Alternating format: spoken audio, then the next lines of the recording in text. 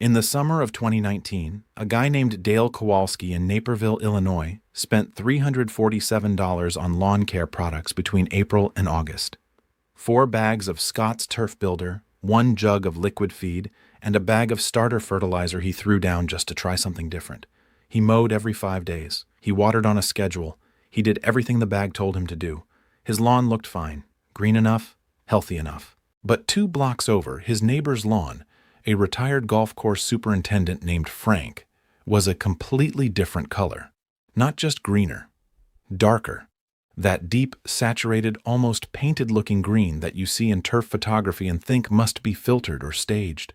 Frank's lawn looked like that in real life, in August, in heat. Dale finally knocked on Frank's door and asked what he was putting down. Frank walked him to his garage, picked up a 32-ounce bottle off the shelf, and handed it to him. It wasn't fertilizer, it cost $12. Dale called me 2 weeks later to tell me his lawn had transformed in 48 hours. That is what this video is about. Stay until the end, because I'm also going to show you how to combine this with one other $20 product and permanently replace the Scott's 4-step program for a fraction of the cost and a better result on both color and health. Here is the thing the fertilizer industry does not need you to understand. Grass color, that deep, rich, dark green, comes from chlorophyll.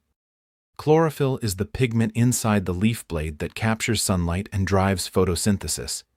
It is what makes grass look green. And here is the part that changes everything.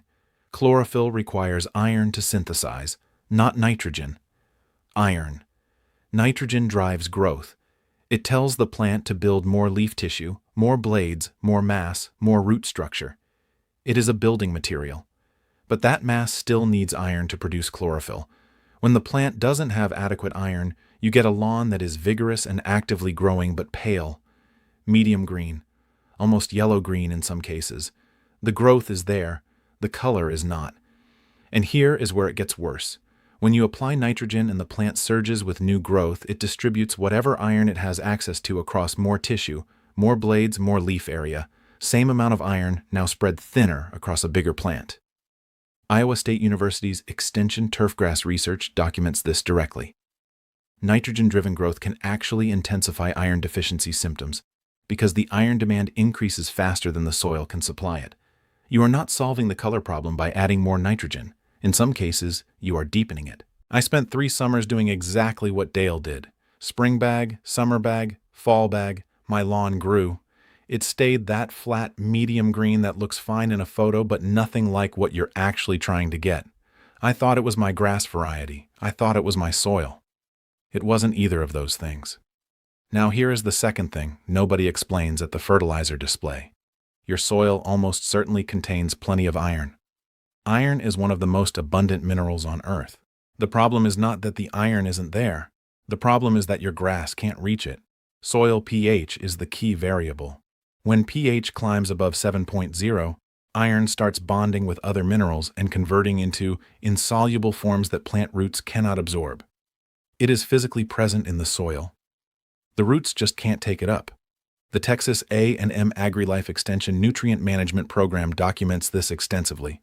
They call it iron fixation, and it is the primary cause of iron deficiency in turf grass that otherwise looks healthy and well-fed. High phosphorus makes this worse, and nearly every mainstream consumer fertilizer on the market is loaded with phosphorus. Scott's Turf Builder Standard Formula, Vigoro, Pennington. Phosphorus is in almost all of them because phosphorus supports root development in young turf and looks good on the label. But applied season after season, it accumulates in the soil and locks up iron further. Heavy clay soils do the same thing. If you are in the Midwest, the Southeast, the Pacific Northwest, most of the regions where homeowner lawns struggle with color, clay is a factor. Penn State's Turfgrass Extension Program describes the outcome. Lawns can show visible iron deficiency symptoms even when soil tests show adequate total iron levels. The iron is there. The plant cannot reach it. Dumping more iron into the soil does not fix this because the same chemistry that locked up the existing iron will lock up the new iron before the roots get to it. This is why applying iron to the soil the way you apply fertilizer doesn't solve the problem. The delivery method matters, and golf courses figured that out decades ago. Golf course superintendents manage turf color as a completely separate program from turf nutrition. This is not something homeowners are taught because there is no retail product in the lawn care aisle built around it.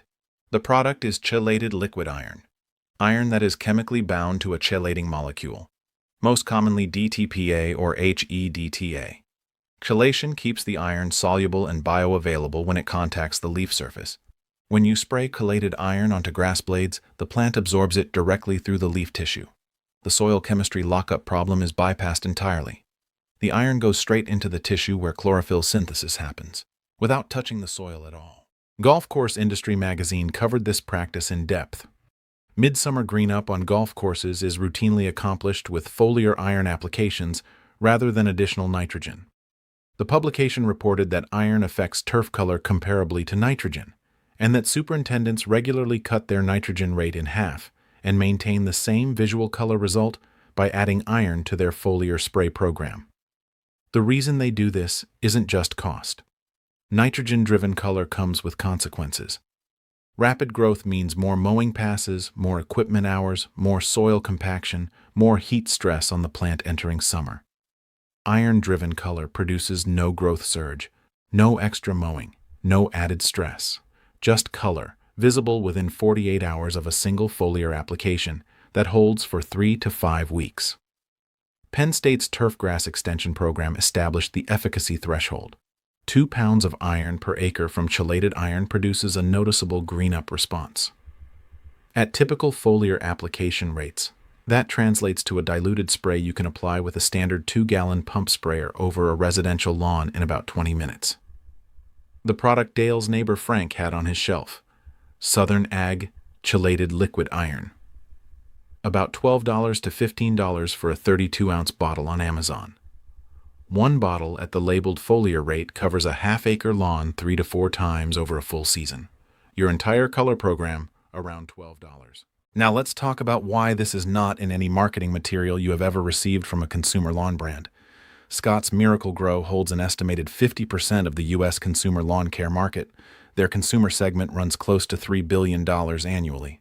The 4-step program, 1 bag per season, $45 to $55 per bag, 4 applications per year, is built around nitrogen and weed control. Not because nitrogen and weed control are the only things your lawn needs, because they are the inputs that can be packaged at retail scale, sold from a display at Home Depot, and reliably repurchased by the same homeowner the following spring. The product that produces color without a growth surge, without extra mowing, without the repeat purchase calendar, that product is not in the 4-step program. Not because it doesn't work, because a homeowner who solves the color problem for $12 a season does not need the program. Frank knew this because he spent 22 years managing tournament-level turf. You know it now. What you do with it is up to you. Before I get into the application protocol, and this part matters, there are 2 things you can do wrong that will reduce your result. I want to tell you about something I put together that goes deeper than any single video can. It's called Larry's 30-Day Weed Kill Protocol.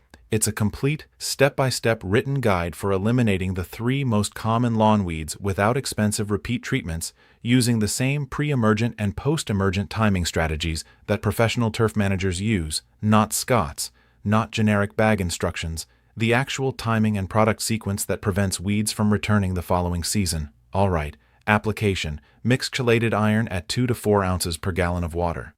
A standard 2-gallon pump sprayer is the right equipment. Fill it, pump it up, and you are ready. One optional addition that significantly improves results: non-ionic surfactant.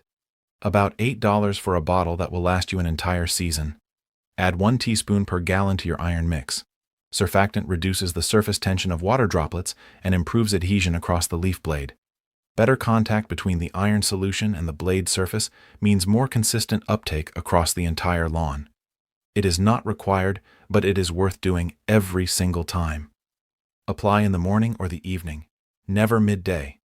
Chelated iron applied to hot turf in direct sun can cause minor leaf scorch. The blades get small, rust-colored burn marks at the tips. Low-light application eliminates this. Morning is ideal because the temperature is lower, there is usually no wind, and the foliar uptake window is longer before the sun peaks. Walk your lawn at a slow, steady pace. Overlap each pass by about 30%. You are coating the blade surface, not drenching the soil. The uptake is entirely foliar. You do not need to water it in. Do not run your irrigation system for at least 4 hours after application. You want the iron to stay on the blade and absorb, not wash off. One non-negotiable precaution: iron stains. Concrete driveways, wooden decking, light-colored siding, and any clothing you are wearing will develop rust-colored spots if chelated iron lands on them and is not rinsed immediately.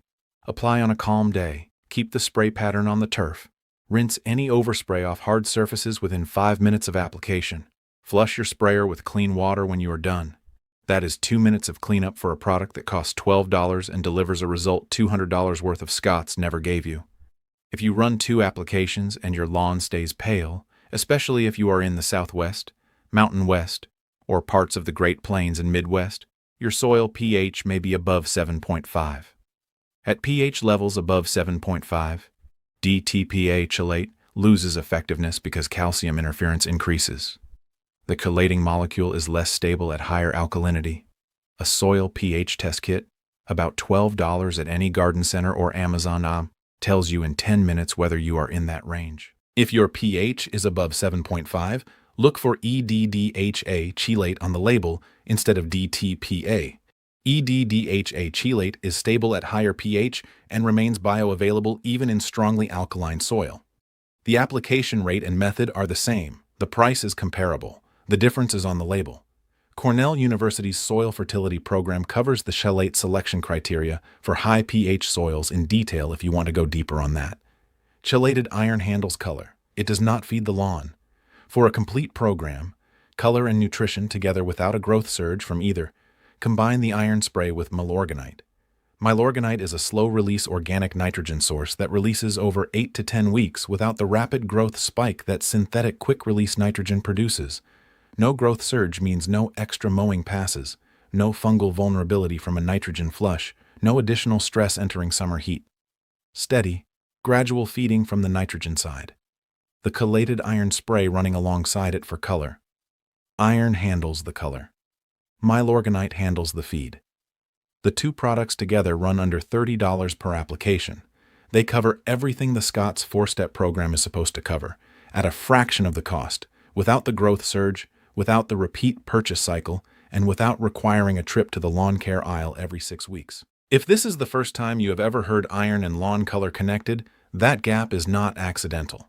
The information exists in every university extension program and every professional turfgrass management resource. It just has never been in the bag you bought at the hardware store. Subscribe. I put out a new video every day, and every video covers the inputs and protocols that professional turf managers use, and the consumer lawn care industry has a financial reason not to explain. See you next week.